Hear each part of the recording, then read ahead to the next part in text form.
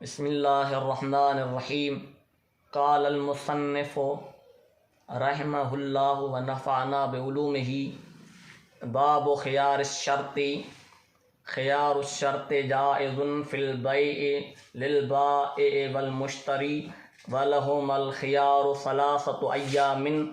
فما دونها ولا يجوز اکثر من ذلك عند ابی حنیفة رحمہ اللہ تعالی وقال ابو یوسف ومحمد رحمهم اللہ تعالی یجوز اذا سمیا مدتا معلومتا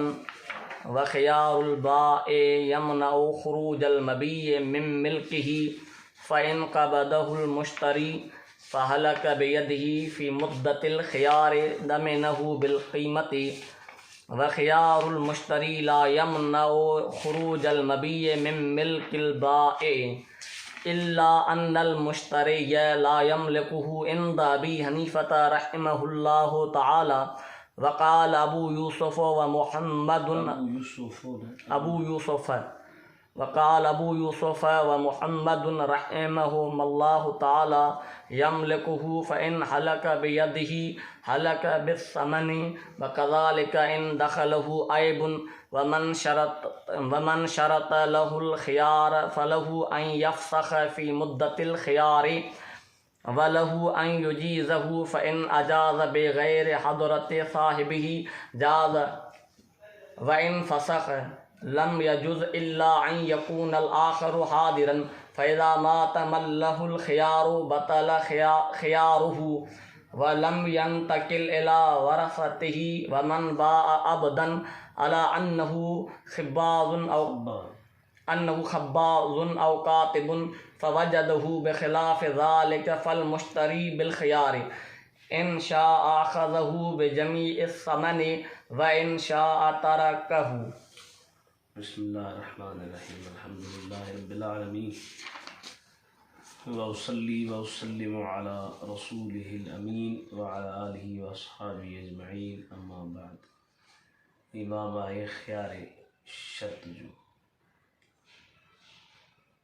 خیار شرط جی صورت یہ ہے تو وکڑندڑ بایا یا خریدار مشتری ایجاب ऐं قبول کھان بعد میں ان نئی مجلس کے اندر انہوں ماں کو ہکڑو یہ چوے تو مکھے اختیار ڈیو بایا چوے مکھے اختیار ڈیو تو مایا شی ڈساں وکنا تھو یا نتھو وکنا ایجاب قبول تھیو ان مجلس میں بایا چوے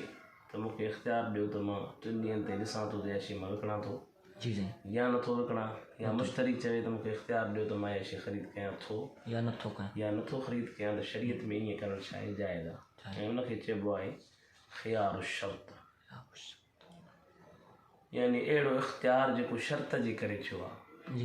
ہے یہ خیار الشرط میں جگہ اضافت ہے یا اضافت الحکم الى سبب ہی ہے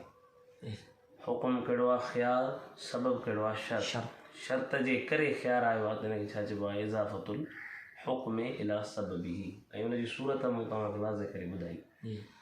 ومصنف رحمۃ اللہ علیہ فرمائے خیار الشرط جائز فی البیع للبائع والمشتری. خیار الشرط جو کو وہ بے جے اندر بایا لا بھی جائے گا مشتری بھی لا جائے گا ماں جو وکڑے تو وہ یہ چوے تو ماں یہ شے مکھے چھڑیو تو ماں ڈساں 3 ڈینہن تائیں وضاحت کرن تو گھڻن ڈینہن جی مدت نہ ہوندی ऐं जेको विकिणण ख़रीदार आहे उहो चवे त मुश्तरी त बाबा हाणे मूंखे छॾियो त मां ॾिसां त मां इहा शइ वठां थो या नथो वठां. शरीयत में ईअं करणु छा आहे जाइज़. हाणे केतिरो टाइम उन्हनि खे इख़्तियार आहे फरमायो वलहुमल ख़ियारु सलासतु अय्यामिन इन्हनि ॿिन्ही खे 3 ॾींहंनि जो इख़्तियार आहे. 3 ॾींहंनि जे अंदरि बेजाइज़ कनि या न कनि. जेकॾहिं 3 ॾींहंनि जे अंदरि बेजाइज़ कयूं या फासिक़ कयूं त उहो हुकुम जेकॾहिं न कयूं त उहा बेबरक़रार रहंदी. न को फासिक़ कई न को वरी हुनखे जाइज़ कई उहा बे सम्झ बि हाणे कंहिंखे बि मोटाइण जो को हक़ु या वापसि वठण जो या हुनखे खसण जो ऐं हुनखे वरी मोटाइण जो को बि हक़ु कोन्हे को. ठीकु आहे साईं. वला यजूज़ अक्सर मिन ज़ालिक इंद अबी हनीफ़त रहमहुल्लाह तआला वक़ाल अबू यूसुफ वमुहम्मद यजूज़ इज़ा सम्मया मुद्दतन मालूमतन. हज़रत इमाम अबू हनीफ़ा फरमायो 3 ॾींहंनि खां वधीक कंहिंखे बि इख़्तियार कोन्हे. 3 ॾींहंनि ताईं उहे सोची जेकॾहिं 3 ॾींहंनि ताईं कयूं या 3 ॾींहंनि खां पहिरियां त पोइ जेकॾहिं उन ख़तमु कई बि त ख़तमु जी जी ऐं जेकॾहिं बरक़रार रखियो त बरक़रार जेकॾहिं कुझु न कयूं त उहा बेबरक़रार रहंदी पर मुदत आहे 3 ॾींहं मुद्दत हा 3 ॾींहं माना हुनखे इख़्तियार आहे जी साहिबैन यानी संदन शागिर्द हज़रत अबू यूसुफ ऐं इमाम मोहम्मद फरमाईंदा न जेकॾहिं बाया मुश्तरी पाण में मुतफ़िक़ थी हिकिड़ी का मुदत मुतयन कनि जी 10 ॾींहं कनि 5 ॾींहं कनि उनजी मर्ज़ी आहे हाणे इहो इख़्तिलाफ़ आहे वल फतवा अला क़ौल अबी हनीफ़त रहमहुल्लाह मुफ्ताबी जेको कौल आहे जी जी उहो इमाम अबू हनीफ़ा जो आहे त 3 ॾींहंनि ताईं छा आहे हुनखे इख़्तियार इख़्तियार आहे आहे घणनि ॾींहंनि में मुमकिन आहे हुन में बाया खे नुक़सानु थिए जी जी या मुश्तरी खे नुक़सानु थिए नुक़सान थिए इन जी वजह जेके फतवा मुफ्ताबी कौल जा उलमा लिखिया आहिनि बहरहाल तव्हांखे इहो ज़हन में रखणु खपे त इन मसइले जे अंदरि फतवा इमाम अबू हनीफ़ा जी कौल ते कौन थी وخيار البائع يمنع خروج المبيع من ملكه فإن قبضه المشتري فيه فهلك بيده في مدة الخيار ضمنه بالقيمة हाणे या त मूं अर्ज़ु कयो त मुतआक़िदीन जेके मुतबाइआइन आहिनि ॿिन्ही खे इख़्तियार आहे बाया ईअं चए त मूंखे छॾियो त मां ॾिसां विकिणां थो या न या मुश्तरी ईअं चवे त मूंखे छॾियो त मां ॾिसां थो ख़रीद कयां थो या न जेकॾहिं बाया ख़्यार खयों आहे त पोइ बाया जे ख़्यार सां जेका मबी आहे जेका शइ विकिणे थो उहा बाया जी मिल्कियत मां कान निकिरंदी माना मसलन बाया चयो त बाबा इहा शइ मूंखे ॾियो छॾियो त मां ॾिसां थो विकिणां थो या नथो विकिणां 3 ॾींहंनि ताईं मूंखे छॾियो जी त इन जो ईअं चवण सां उहा शइ बाया जी आहे अञा ताईं जी जी माना उहा मिल्कियत कंहिंजी आहे विकिणंदड़ जी आहे विकिणंदड़ जी आहे पर जेकॾहिं हुन मुश्तरी कब्ज़ो बि करे छॾियो आहे जी जी मुश्तरीअ कब्ज़ो कब्ज़ो करे छॾियो हुन चयो मूंखे छॾियो मां ॾिसां थो विकिणां थो या न जी पर शइ हुनखे ॾेई छॾी त ठीकु आहे तूं रख पोइ मां सोचे पोइ तोखे ॿुधाईंसि त मां विकिणां थो या नथो विकिणां जी पोइ जेकॾहिं हुन कब्ज़ करे छॾियो ऐं उन कब्ज़े जे दौरान माना जेको ख़रीदार आहे उन कब्ज़े उन वटि कब्ज़ो हो उन जे दौरान उहा शइ उन वटि हलाक थी वई जी जी उहा शइ उन वटि ख़तमु थी हलाक थी वई त हाणे शरई हुकुम छा आहे त दमे न हू बिल क़ीमत इहो मुश्तरी हुनखे क़ीमत सां भरे ॾींदो अॻिते ईंदो दमे न हू बिल समन सां भरे ॾींदो छो त असां पहिरियों ई ॿुधायो तव्हांखे फ़िक़े जे तमहीदी कलमात में त हिकिड़ो हूंदो आहे समन जी ऐं हिकिड़ो हूंदो आहे हिकिड़ो हूंदो आहे समन ऐं हिकिड़ो हूंदो आहे छा क़ीमत क़ीमत समन उहो अघु आहे जेको बाया ऐं मुश्तरी जे दरमियान तय थिए क़ीमत उहो अघु आहे जेको बाज़ार में हले त हिन सूरत जे अंदरि जी जॾहिं बाया जो इख़्तियार हो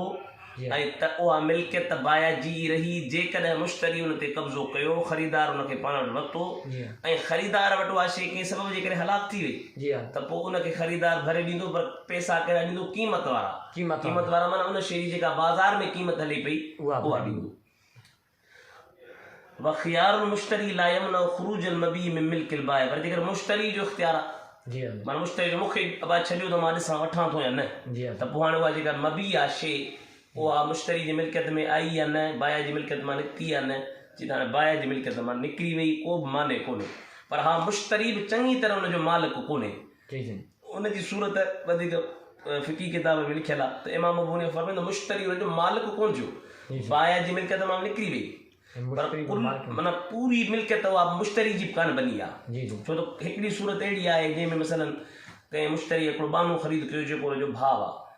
त हाणे भाउ खे माना जीअं ख़रीद कंदो त उहो ऑटोमेटिक आज़ादु थी वेंदो त कनि सूरतुनि जे अंदरि मुश्तरी खे नुक़सानु थो थिए तंहिं करे इमाम अबू हनीफ़ा रहमतुल्लाह अलैहि अहवत क़ौल इख़्तियार करे फरमायो त उहा जॾहिं मुश्तरी इख़्तियार खणंदो त मुश्तरी जे इख़्तियार सां ख़रीदार जे इख़्तियार सां उहा शइ मुश्तरीअ जे मिल्कियत में बि चङी तरह कान ईंदी बाया जी मिल्कियत मां निकिरी वेंदी पोइ जेकॾहिं मिसाल तौरु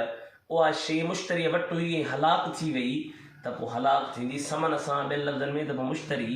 उनजो समन भरे ॾींदो मथे हो त उहो क़ीमत भरे ॾींदो जी यानी जेका बाज़ार में हले पई उहा भरे ॾींदो हिते तव्हां फरमायो हिते आहे त समन भरे ॾींदो माना जेको बाए मुश्तरी जे दरमियान इजाबो क़बूल थियो ऐं अघु तय थियो उहो भरे ॾींदो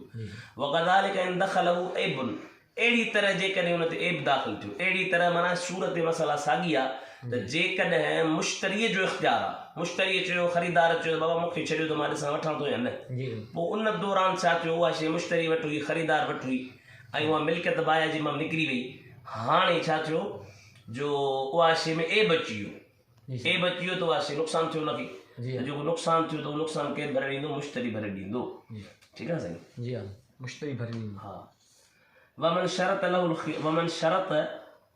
लहुल ख़ियार फलहु अन यफ़्सख़ फी मुद्दतिल ख़ियार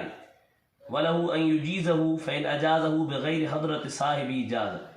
जेकॾहिं कंहिं माण्हूअ कंहिंजे लाइ माना शर्त ख़्यार हयो आहे जी पोइ चाहे बाया हुयो चाहे मुश्तरी हुयो त शरीयत जो हुकुम इहो आहे त इन्हनि खे मुद्दत ख़्यार माना 3 ॾींहंनि जे अंदरि इख़्तियार आहे